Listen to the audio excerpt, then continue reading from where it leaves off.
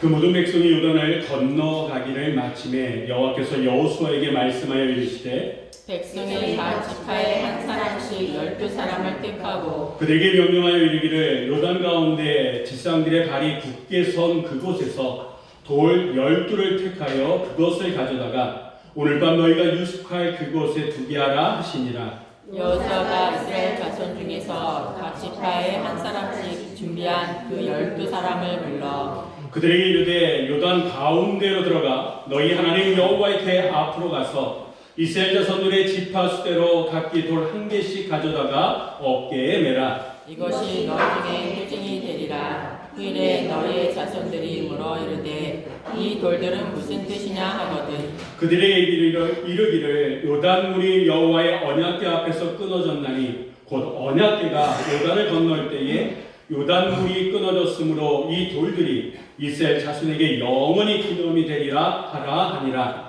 이스라엘 자손들이 여호수아가 명령한 대로 행하되 여호와께서 여호수아에게 이르신 대로 이스라엘 자손들의 지파의 수를 따라 요단 가운데에서 돌 12를 택하여 자기들이 유숙할 곳으로 가져다가 거기에 두었더라. 아멘. 할렐루야. 오늘도 살아 역사하신 하나님이 이 예배를 주관하시는 줄 믿습니다. 특별히 하나님의 은혜가 우리의 가정과 사랑하는 모든 이들 가운데에 늘 항상 함께 하시기를 주의 이름으로 간절히 축원합니다. 오늘은 우리가 아다시피 어버이 주일입니다. 여러분, 부모님을 생각하면 여러분은 어떤 생각이 떠오르십니까? 어릴 때 손을 잡아주셨던 그 손, 새벽마다 무릎 꿇고 기도하셨던 그 뒷모습, 아니면 말없이 밥상을 차려주셨던 그 모습, 아마 여러 가지 부모님에 대한 그런 생각들이 여러분 안에 있으실 겁니다. 그런데 우리 기억 속에 정말 수없이 셀 수 없을 정도로 우리 안에는 부모님과 관련된 여러 장면들을 기억하고 있습니다.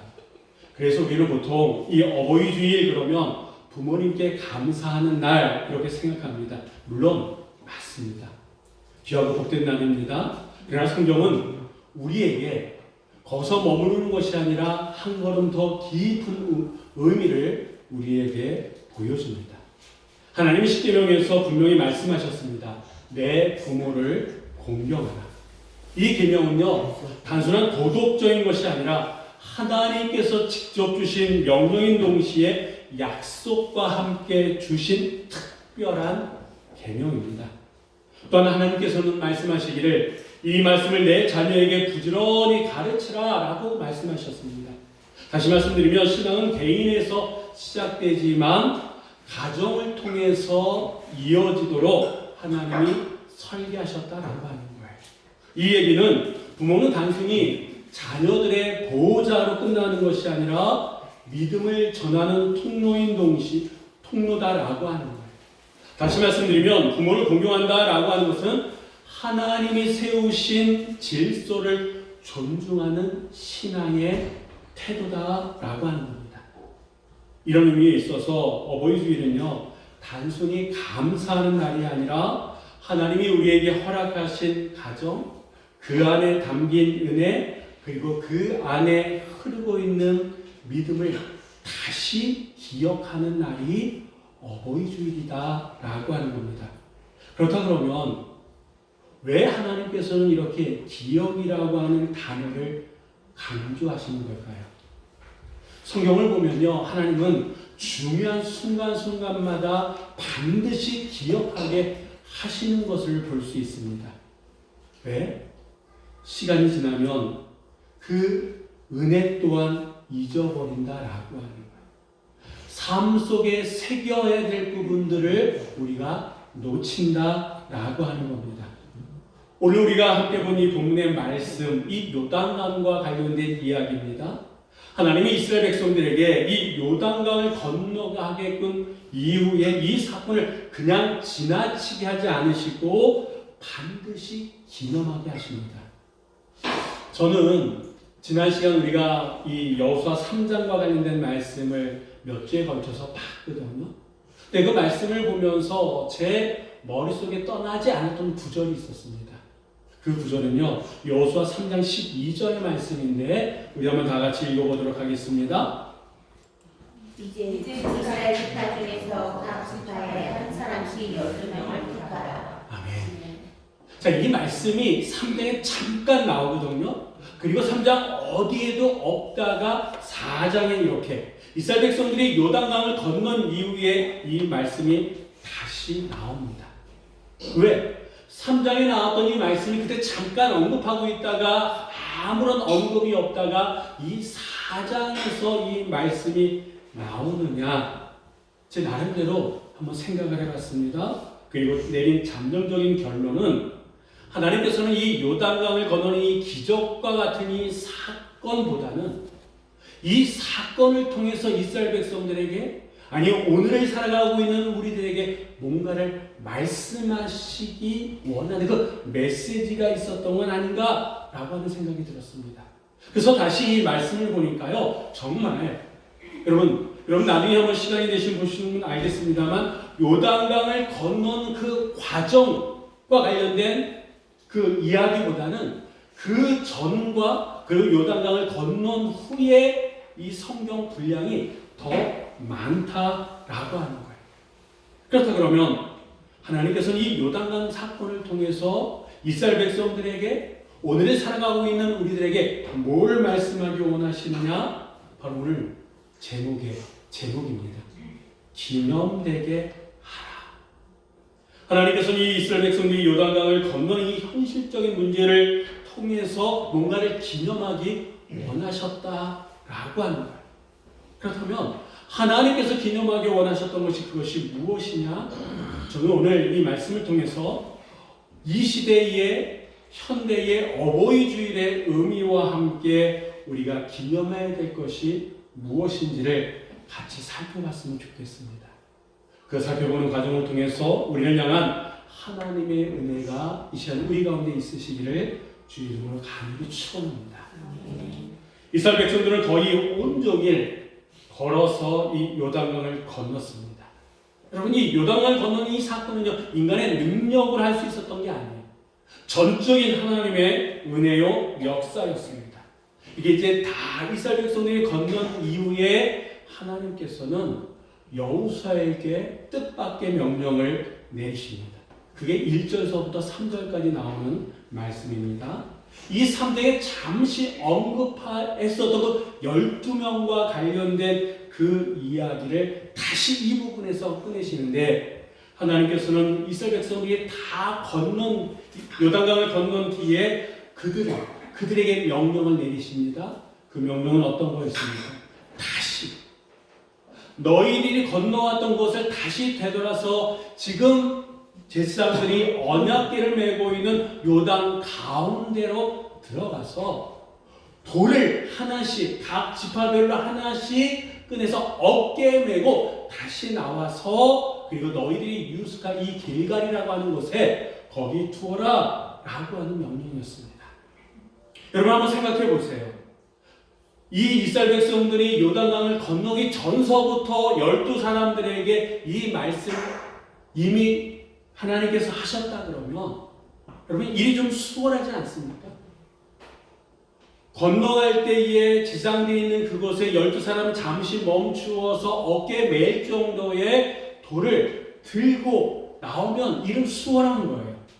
그런데 하나님께서는 미리 말씀하지 않으셨어요. 다 건너간 이후에 이런 명령을 하셨다라고 합니다.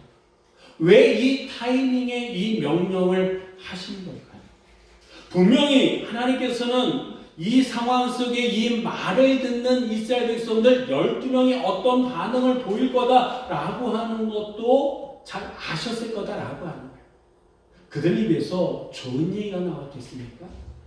우리가 생각할 때는 좋은 얘기는 안 나왔을 것 같아요. 그럼에도 불구하고 왜 이 타이밍에 이런 명령을 내리셨느냐?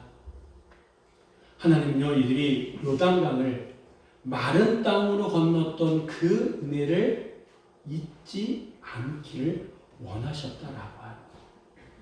시간이 지나면 사람들은 은혜를 잊습니다. 처음에는 감격했던 그 일도 익숙해지고 기적처럼 느꼈던 그 순간도 어느새 당연하게 여기는 게 우리 아닙니까? 그래서 하나님께서는 기념되게 하라라고 말씀하시는 거예요. 근데 하나님께서는 이 기념되게 하는 이 일들을 우리들에게 기억하게 하는 방법이 참 독특한데 한번 보시겠습니다. 4절로 5절까지 말씀 우리 한번 다 같이 읽어보도록 하시겠습니다. 여호수아가 이스라엘 자손 중에서 각 지파에 한 사람씩 준비한 그 12사람을 불러 그들에게 이르되 요단 가운데로 들어가 너희 하나님 여호와의 궤 앞으로 가서 이스라엘 자손의 지파 수대로 각기 돌 한 개씩 가져다가 어깨에 매라. 아멘. 여러분 이 명령을 들었을 때 각 지파에 한 사람씩, 물론 대표로 뽑힌 사람들이기 때문에 다른 사람들보다 뭔가 탁월한 게 있었을 겁니다. 그렇다 할지라도 그들을 이 12사람에게 있어서 이 하나님의 명령은 어떻게 보면 황당했었을 겁니다. 이제 막 강을 건너왔다라고 하는 거예요. 그 감격이 채 가시기도 전에 다시 그 한가운데로 들어가야 된다라는 거예요. 그리고 이번에는 아까와는 다르게 이제는 그 강을 나올 때는요, 어깨에 맬 정도로 무거운 돌을 하나씩 메고 나와야 돼요. 어떻게 보면 이해하기 쉽지 않은 그런 명령입니다. 자, 듣는 사람도 이거를 전하는 여호수아도 쉽게 이해할 수 없는 이 명령을 왜 하나님께서는 하셨다고요? 은혜를 잊지 않게끔 하기 위해서. 근데 어떻게 잊지 않게끔 하느냐? 몸으로. 이 은혜를 몸으로 기억하게끔 하기 위해서 이 명령을 내리셨다라고 하는 거예요. 여러분 상상해 보세요. 이들이 다시 강으로 들어갑니다.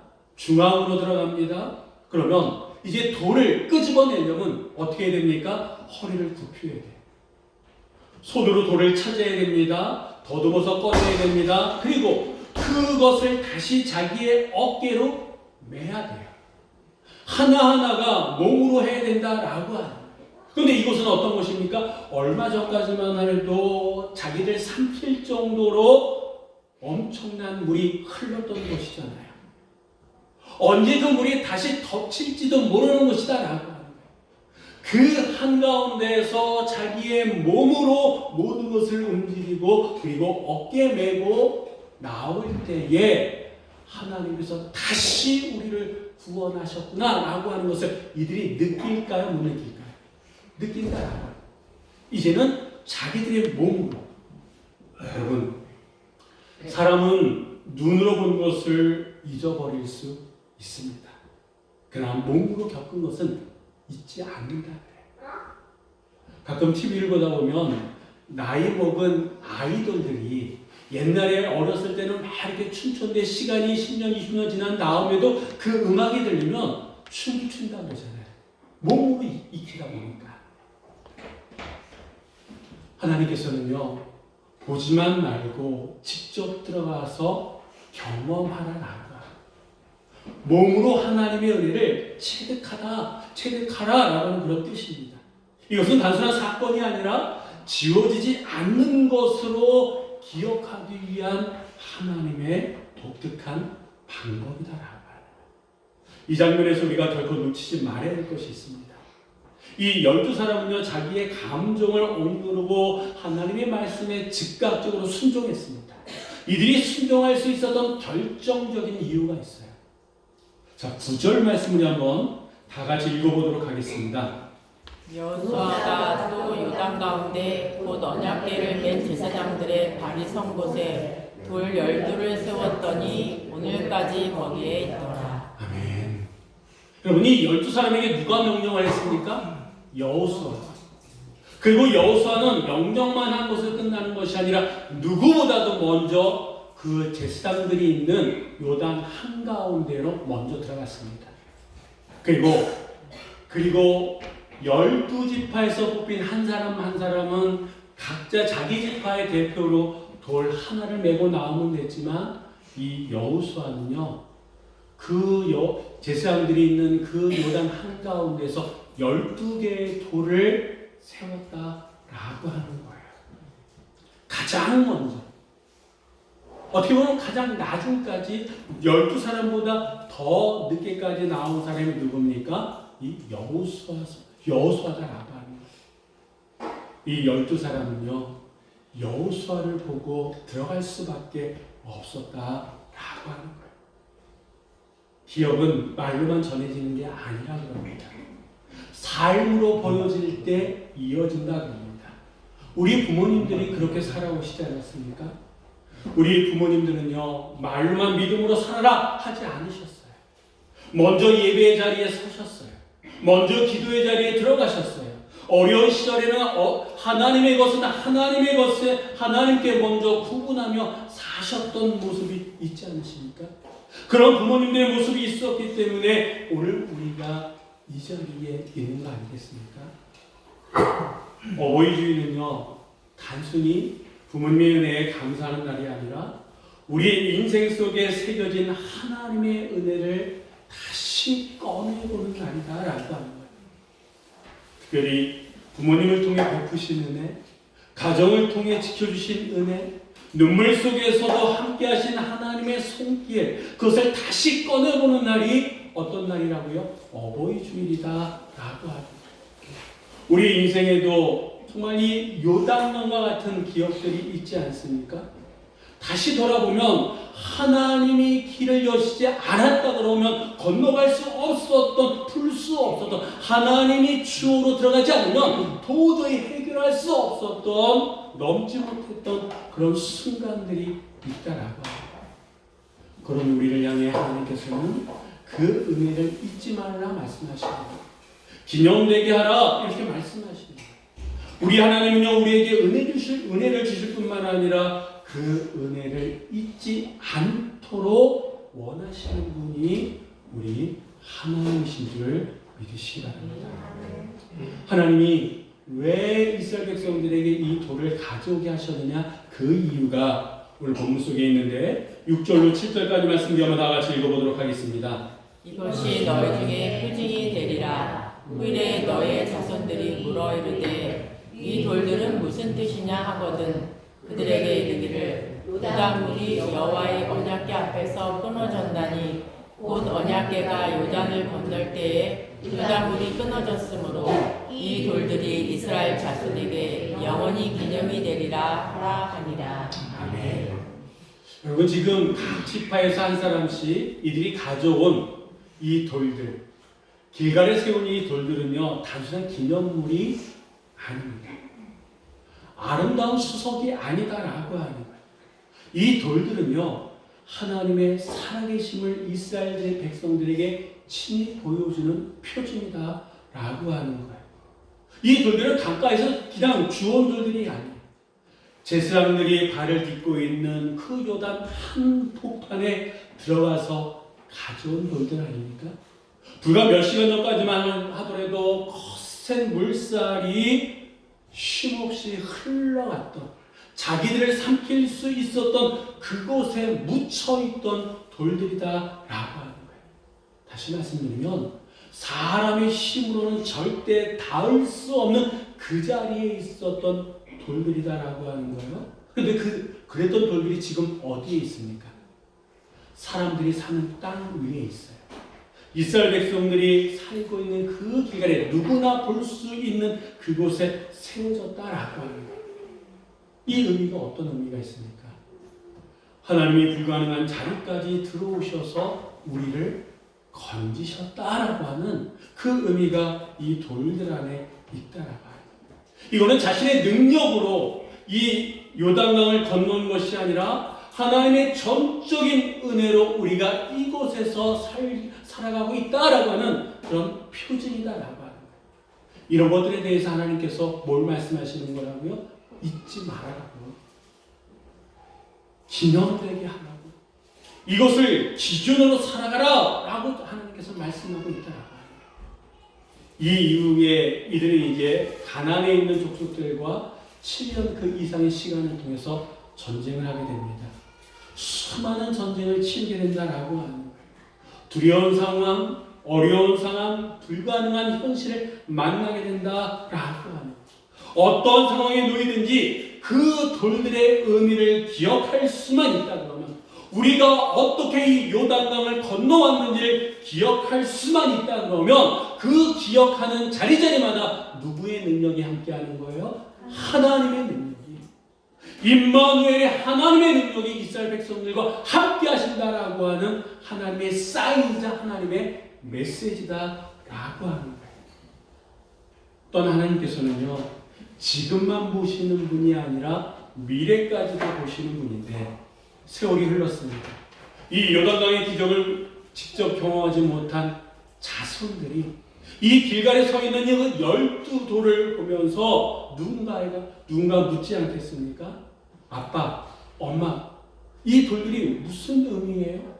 할아버지, 이 돌들이 의미하는 게 뭐예요? 왜 이 돌들이 여기 서 있는 거예요? 물을 때에 여러분, 이스라엘 백성들은 어떻게 얘기했을까요? 나도 몰라. 글쎄, 누가 세웠나? 이렇게 있을까요? 그들은 분명히 얘기했을 거예요. 우리가 능력이 있어서 저 요단강을 건너온 것이 아니라, 우리가 갈 길을 몰라 헤매고 있을 때, 죽음의 강 앞에 서 있을 때 하나님께서 강물을 멈추게 하시고 우리를 그 땅, 마른 땅으로 변한 그것을 걷게 하셨다. 저 돌들은 바로 그 증거다라고 말씀해주지 않겠습니까? 여러분, 우리는 이것을 믿음의 신앙의 전수다 이렇게 얘기합니다. 신앙교육은요, 지식으로 주입하는 것이 아니라 그럽니다. 부모님의 삶을 통해 나타난 하나님의 흔적을 설명해 주는 거다라고 하는 거예요. 부모인 내가 어떻게 그 상황을 견뎠는지, 어떻게 하나님께서 우리를 도와주셨는지, 어떤 은혜로 우리가 여기까지 살아왔는지 그 이야기를 전할 수 있는 것, 이게 바로 신앙의 전수요 부모의 역할이다라고 하는 것. 부모가 고난 속에서도 감사하며 세운 기억의 그 돌. 여러분, 이 기억의 돌들이 있을 때에 자녀들은 위기 순간에 부모의 하나님을 나의 하나님으로 만날 수 있다는 겁니다.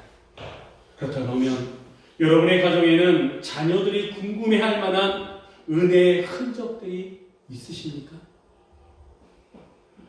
여러분의 예배가 우리의 헌신이 자녀들에게 왜 엄마 아빠는 이렇게 힘들고 어려운 상황 속에서도 예배를 놓지 않고 왜 이렇게 힘든 상황 속에도 하나님 중심의 삶을 살아가십니까? 라고 하는 그런 질문을 이끌어낼 수 있을 정도의 삶을 살아가고 계십니까?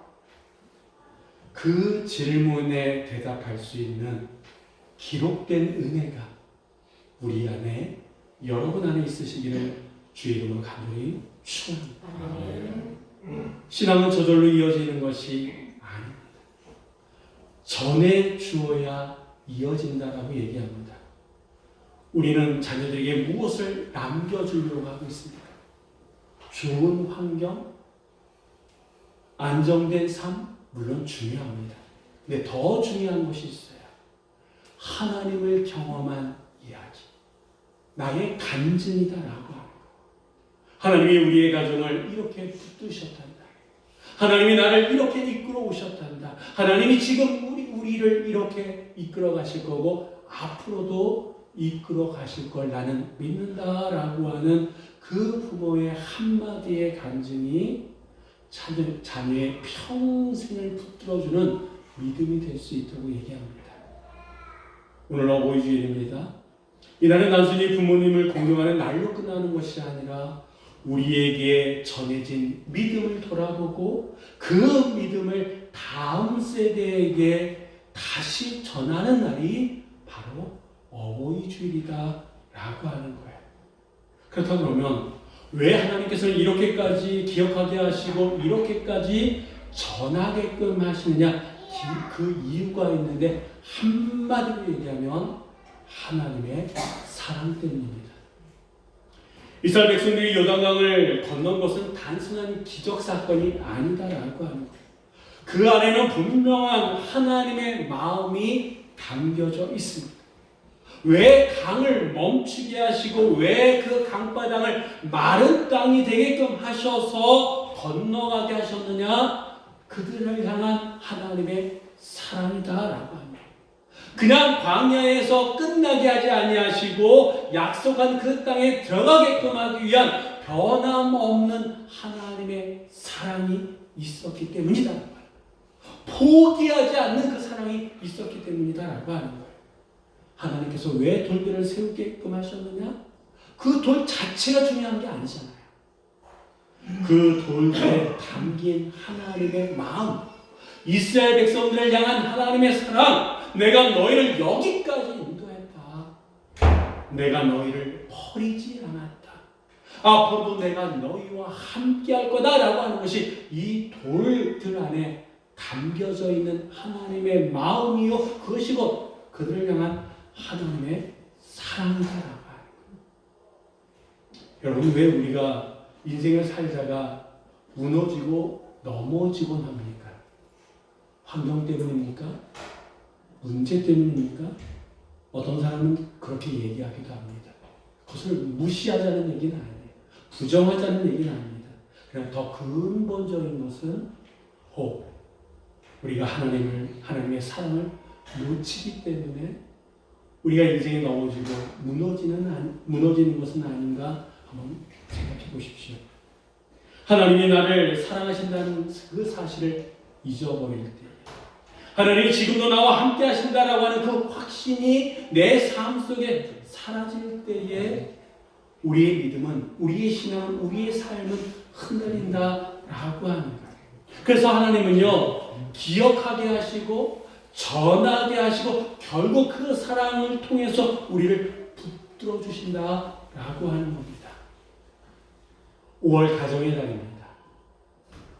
우리는 가정마다 다 알 수는 없지만 한 가지, 우리 가정에 문제가 있는 것처럼 누군가의 가정에도 크고 작은 문제들이 있다라고 하는 정도는 다 압니다.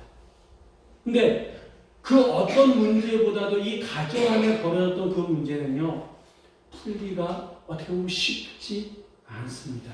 그렇다고 풀 수 없는 겁니까? 그건 더더욱 아니다라고 해요. 그렇다면 우리가 안고 있는 가정의 이 문제를 어떻게 풀 수 있느냐?